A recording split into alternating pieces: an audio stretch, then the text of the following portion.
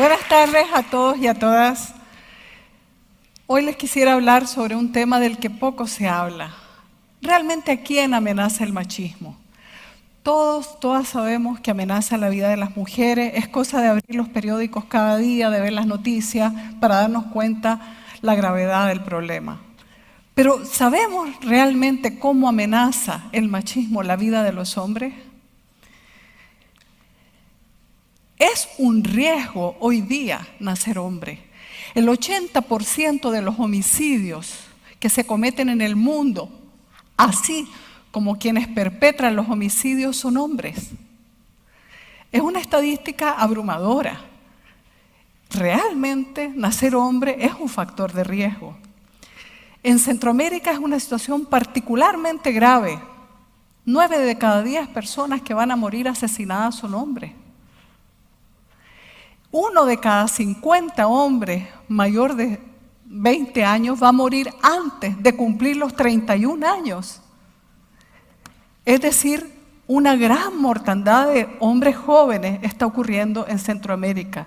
Y la razón principal son los condicionamientos culturales que empujan a los hombres hacia morir demostrando su hombría. En Honduras, 91% de las víctimas de homicidio fueron hombres el año pasado. En Argentina igual, el 86% de las muertes por agresión corresponden a hombres y el 80% de los suicidios. Y en México, de 205,000 privados de libertad, el 95% son hombres. O sea, imagínense los riesgos de vivir la masculinidad de esta manera. Los hombres son víctimas del machismo, pero muchos no lo saben. Y si lo saben, callan por temor al rechazo. No hablan de este tema, no se discute este tema. Los hombres sufren el machismo cuando tienen que demostrarlo midiendo fuerza con otros hombres para ver quién tiene más poder. Y así corren el riesgo de ser heridos, mutilados, matados, privados de libertad, enfermados física o psicológicamente. ¿A qué se debe este riesgo abrumador que corren los hombres solamente por el hecho de serlo? A la creencia de que un hombre debe demostrar con la violencia que lo es decir, una masculinidad a prueba a través de la violencia. Existen fuertes condicionamientos culturales que influyen en la forma en que vamos educando a los niños con estas creencias, con estas mentalidades, desde la pequeña infancia hasta la vida adulta. El niño debe demostrar en los juegos, peleando, a ver quién es más hombre. A veces los padres le dicen, no te dejes de ese chavalo, si te dejas, aquí te pego yo en la casa, anda, golpealo. Y bueno, luego los jóvenes adolescentes en las pandillas se enfrentan todos los días en la región centroamericana y mueren por lo menos en El Salvador, en Guatemala, 20 jóvenes cada día. Y en gran medida mueren por razones de género. No se dice eso, se habla de la pobreza, se habla de aspectos de seguridad, se habla de la criminalidad, pero no se dice que mueren midiendo fuerza con otros hombres para ver quién es más tuani, quién es más macho. Y eso es un factor muy importante del que queremos hablar esta noche. Se trata de morir como hombres. Y cuando ya estás muerto, ¿quién piensa que eres más hombre? La cultura patriarcal impone al hombre una duda sobre su identidad y le exige como prueba de su masculinidad distanciarse y apartarse completamente de las conductas consideradas femeninas. ¿Como cuáles? Como expresar emociones o sentimientos, como mostrarse empáticos al sufrimiento ajeno, como optar por el diálogo antes que por la confrontación, como renunciar a una venganza, por ejemplo, y muchas otras. Es decir, todo aquello que es considerado un signo de debilidad, algo femenino. Lo peor que le puede pasar a un hombre es que le digan mujercita, o sea que se parece a nosotras, o sea que somos lo peor. ¿No se han dado cuenta de que este es un insulto que también ofende no solamente a las mujeres, sino la dimensión humana de cada hombre? Porque eso que se llama femenino no es femenino, es humano. pero al hombre se le priva desde la infancia porque se le castra emocionalmente desde la infancia y se le aparta de su dimensión emocional. Cuando las emociones son reprimidas de esta forma, cuando un hombre no puede expresarse emocionalmente por miedo al qué dirán, a menos que esté borracho, entonces el hombre se va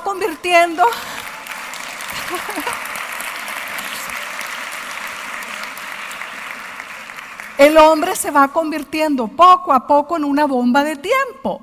Un adolescente, por ejemplo, que ha tenido que callarse y no puede expresar su dolor por haber sido abandonado, maltratado, herido, dañado, abusado, esa persona en la adolescencia, en la vida adulta, va a explotar un día porque tiene demasiadas emociones negativas reprimidas, porque se le ha prohibido expresarlas a lo largo de toda su vida. Yo recuerdo un joven, de los miles de jóvenes con los que trabajamos, que me decía una vez en un taller: a mí no me pida que le vaya a decir que a mi mamá que la quiero, por favor, me dice. Yo puedo machetear a alguien, puedo asaltar a alguien, pero a mí me da miedo ir a decirle a mi mamá que la quiero. ¿Por qué ese miedo a expresar sentimientos tan grande? Y le sudaban las manos y estaba muy nervioso.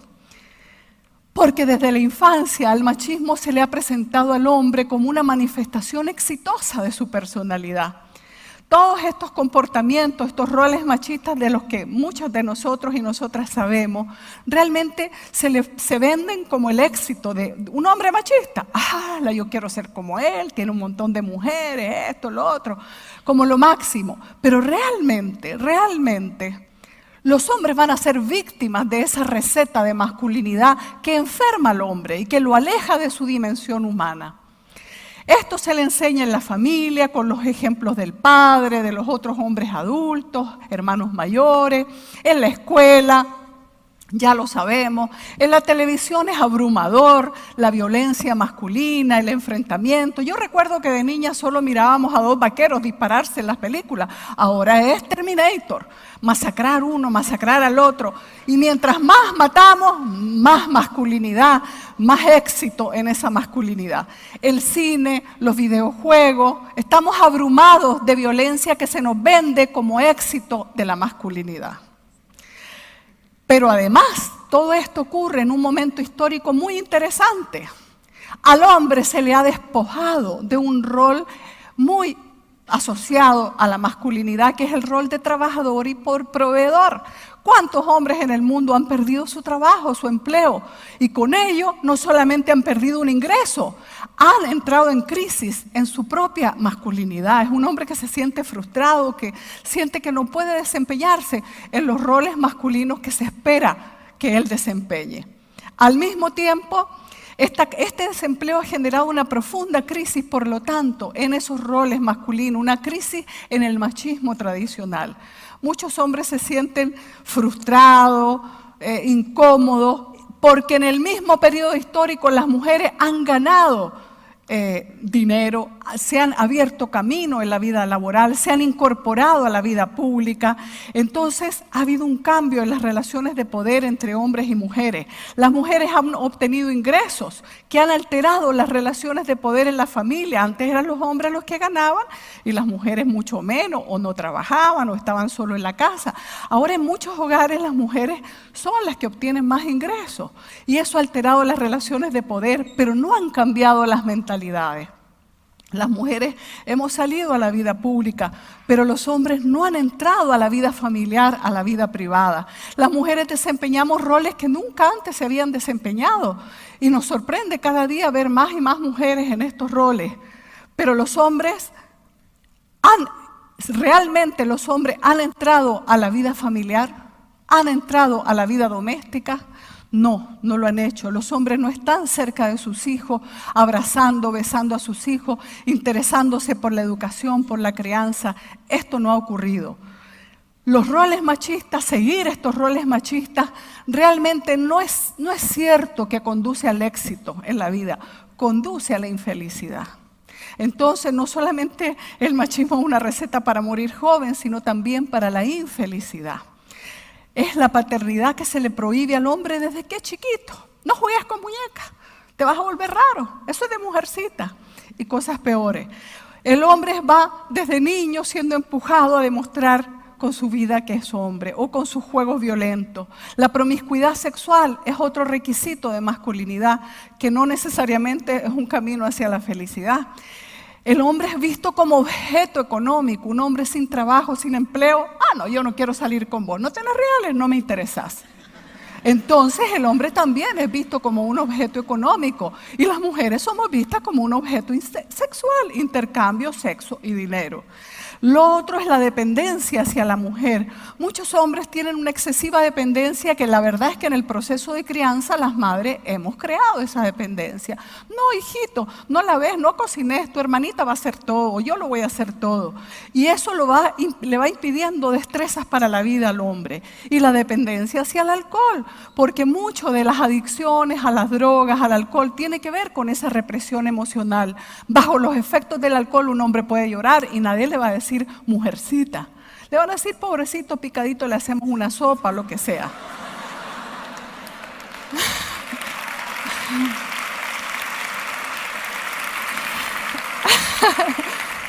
Hay que tomárselo con humor, pero hay mucho dolor de por medio. Es urgente la liberación masculina del machismo. Así como se habló muchos años de la liberación femenina, llegó el momento de la liberación masculina.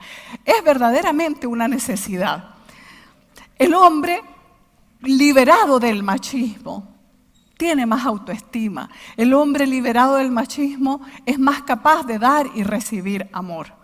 Este es un paso importantísimo. Nosotros hemos visto el cambio en miles de hombres. Al enfocarnos en una masculinidad distinta, en una masculinidad libre de estos roles, hemos constatado en nuestro trabajo en el Centro de Prevención de la Violencia que las tasas de delito disminuyen rápidamente.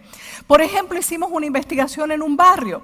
En ese barrio, durante 6 meses intervinimos con este modelo, con toda esta metodología, y la tasa de delito disminuyó en 53%. En el barrio de Control aumentó en el mismo periodo de 6 meses en 16%. Todos los delitos. Eso significa que esto puede funcionar y por eso nosotros creemos que debe ser considerada esta visión, este enfoque en la prevención de la violencia. Por ello mismo hemos capacitado en Guatemala, El Salvador, Honduras, Nicaragua, Chile, Argentina, Uruguay, México, Colombia. En varios países hemos capacitado a mucha gente, pero en Centroamérica tenemos 12.000 multiplicadores de esta metodología. ¿Qué pasaría, y esto quisiera preguntárselo yo a ustedes ahorita, qué pasaría? Soñemos por un segundo. Imaginemos que en Nicaragua nos despertamos mañana y en el 80% de los hogares hay un padre presente, pero no solo presente físicamente, afectuoso, cercano en los procesos de crianza a sus hijos, capaz de comunicarse con el corazón, con sus hijos, interesado en lo que pasa en la vida de sus hijos, tan cercano a los hijos como la madre. ¿Qué ocurriría en la familia? ¿Qué ocurriría en el país? Cuando yo hago esta pregunta, en muchos auditorios donde la he hecho, hay un consenso abrumador. Habría una profunda y decisiva transformación social. Menos violencia en la familia, menos violencia en las calles, menos delitos en general, menos presos en las cárceles, menos adicciones a la droga, al alcohol, al tabaco, a todo lo que nos está destruyendo. Pero sobre todo, habrían cambios incluso aún más trascendentales, seríamos mucho más felices como sociedad, habría menos deserción escolar, mejoraría la salud pública, incluso habría un enfrentamiento mucho más efectivo a la pobreza. Porque la pobreza tiene que ver con esto, con estas creencias y con estas mentalidades que impiden el desarrollo humano, porque realmente afectan las relaciones familiares. ¿Cómo podemos lograr esto? Tenemos que empezar ya desde nuestros hogares, con nuestros hijos, con los niños más próximos a nosotros, en nuestras escuelas, en los entornos más inmediatos. Eduquemos a los niños para expresar libremente sus emociones. Enseñémosles a hacerlo. No tengamos miedo de esto, perdamos el temor al qué dirán. Ay, ¿qué van a decir si mi muchachito juega con muñecas? No, le vamos a decir, amorcito, estás aprendiendo a ser papá. Estás aprendiendo, como tu hermanita que está aprendiendo a ser mamá, estás aprendiendo a ser papá. Pero perdamos el temor, porque hay mucho miedo al qué dirán. No va a ser fácil probablemente, pero vale la pena intentarlo. Cuando lo hacemos y vemos me acuerdo de una amiga que me decía, yo nunca le regalaba muñecos. ¿Y qué hacía mi hijito? Agarraba el camioncito que yo le regalaba y chineaba el camión. Entonces los hombres sí tienen ese sentimiento de amor, pero les vamos impidiendo, prohibiendo desarrollarlo. Los gobiernos y la sociedad en general tienen los medios de comunicación una inmensa responsabilidad. No basta con que cada persona nos comprometamos, las instituciones deben empujar esto, sobre todo en las políticas educativas, en los medios de comunicación, en las políticas culturales. Debemos empezar a cambiar estos roles de género que tanto daño nos hacen a hombres y a mujeres. Yo quisiera decirles ahora algo más personal. Cuando yo tenía 7 años murió mi padre. Era un emigrante que dejó a su país y a su madre y nunca volvió a su país y nunca volvió a ver a su madre. Y sufría calladamente y yo lo veía distante, alejado. Era un hombre bueno, pero muy distante. Y la verdad, hubiese querido yo saber qué había en su corazón que tanto le costaba expresar. Por eso dedico esta presentación a mi padre y a los hombres que como él sufren calladamente el machismo. Sufren calladamente ese mandato cultural del machismo y que como él mueren tempranamente en gran medida a causa de ello. Muchas gracias.